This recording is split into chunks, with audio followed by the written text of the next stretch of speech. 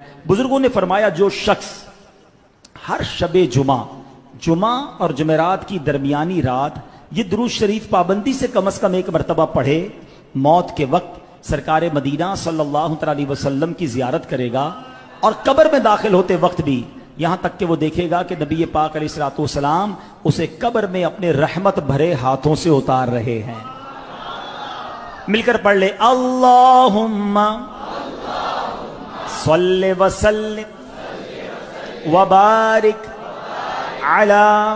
سیدنا محمد النبی الامی الحبیب العالی القدر العظیم الجاہ وعلی آلہ وصحبہ وسلم۔